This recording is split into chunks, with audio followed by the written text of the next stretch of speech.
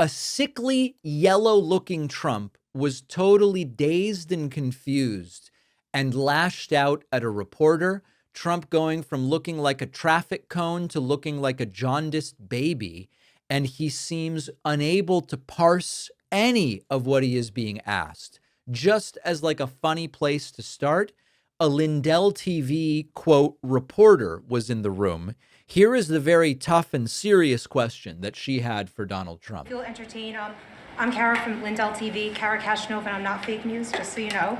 And everybody's talking about the pipe bomber over the weekend, the suspect that was taken into custody. I reported on Biden's kangaroo court for 4 years, and this is an important question to me. Everyone knows that J6 was a Fed's direction to set you and your supporters up. So my question is, what's your gut instinct about the new pipe bomber suspect taken into custody? Notice that Trump nods when the reporter suggests that the January 6th riots were set up by the Fed. That's what she means by a Fedsurrection. Trump was in charge of the Fed at that point in time, in the sense that Trump had his FBI director in there. It's all just crazy conspiracy, but Trump nods. Does your instinct tell you that he acted alone? And also, Mr. President, how do you feel about the lead prosecutor on the pipe bomber case?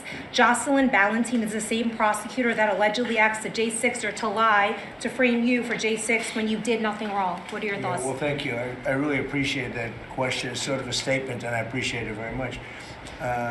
Jocelyn is being looked at. They all have to be looked at. What they're doing is so bad. This was a whole Democrat hoax. The whole thing was a Democrat. And Trump really appreciates statements from reporters when they are favorable to him, of course. Trump being asked, should we grow all of our own produce in the United States, even if it costs a little bit more? Trump knows nothing about this topic and answers in a way that reminds us he knows nothing and talks about little delicacies. Produce. You spoke about soybeans and how the quality here in the United States obviously is a lot better. That's what I've heard. Yeah, is the default of this administration, because that's an issue I understand with root vegetables, citrus as well, is the default of this administration that even if it's a little bit more expensive homegrown, you will choose homegrown over cheaper produce abroad? I like homegrown. You know, some things we can't grow because we don't have the heat. There are some things, you know, little delicacies, or maybe not such delicacies, but they grow better in warmer climates, very warm climates, actually. Yeah. But for the most part, I like homegrown. There you go. What on earth is he talking about? There's little delicacies. Now, Trump knows very little about this. This is an issue of major significance. There are many things that the U.S. can grow no problem. You know, lettuce, apple, potatoes, onions, berries. There are some things you need tropical heat for. He's right about that. Other than, you know, in some cases, other than Hawaii, there is little opportunity for that in the United States. But there is a question of why do we import produce anyway, even if you could grow it in the United States, and labor is cheaper abroad. So there are lots of imported fruits and vegetables that cost much less. American farms have high labor costs. Now, you could take the position, let's pay the higher labor costs. Let's employ people at something closer to a fair wage rather than what is paid abroad. We'll pay more, certainly, but it's worth it.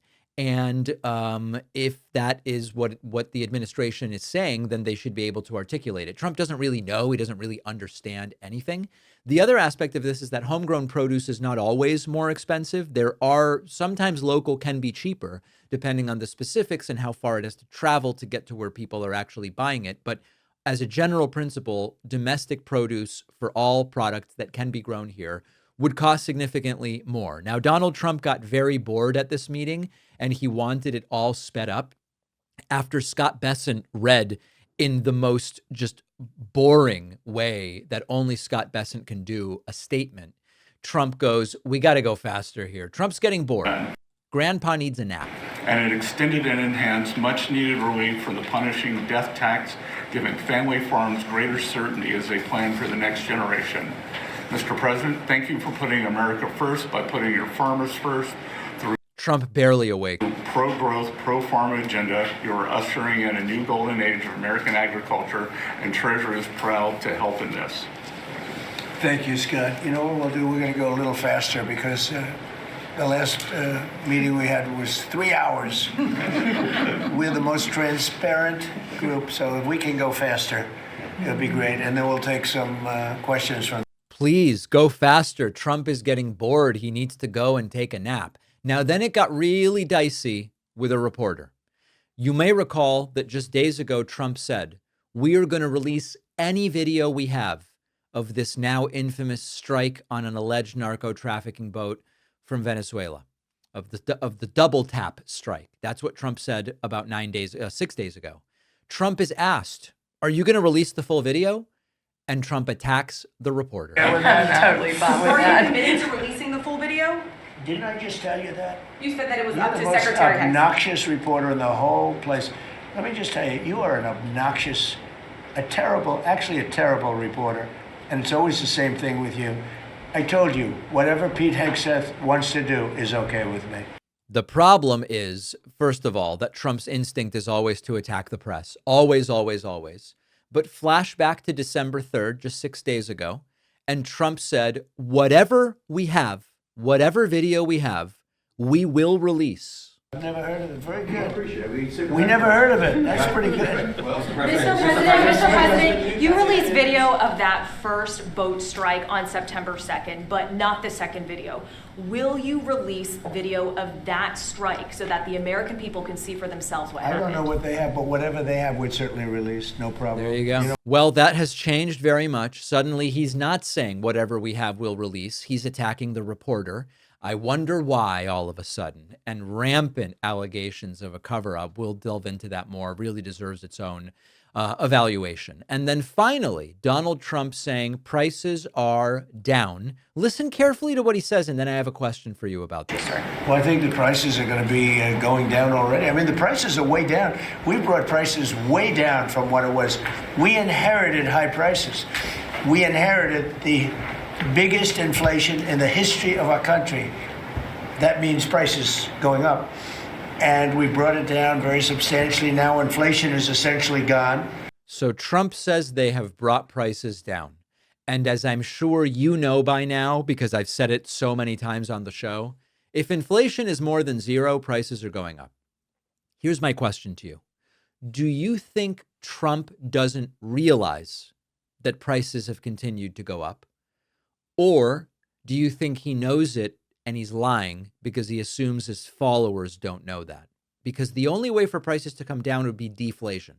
I would need to come to you and say, ladies and gentlemen of my audience, ladies and gentlemen, inflation is minus 2%. And then we would say, okay, prices are going down. Probably wages would also be going down and employment would be suffering, but that's a different story.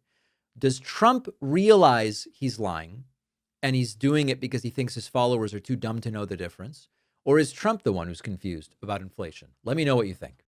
Donald Trump has already packed his second-term cabinet with loyalists. He's threatened deportation as political punishment. He's expanded executive authority in ways we have not seen in modern history. These are real changes that are happening right now. And what's even more alarming is that a lot of the media is either glossing over the worst of it or they're reframing it so it all sounds a little more palatable.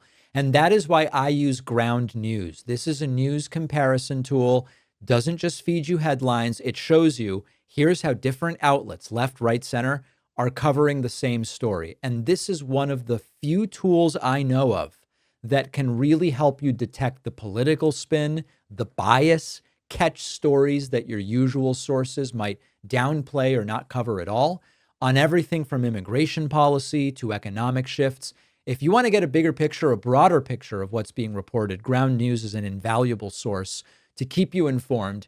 And Ground News is offering my audience 40% off their top tier Vantage plan. You'll only pay $5 a month. Go to ground.news/Pakman or enter the code Pakman in the app to get started. The link is in the description.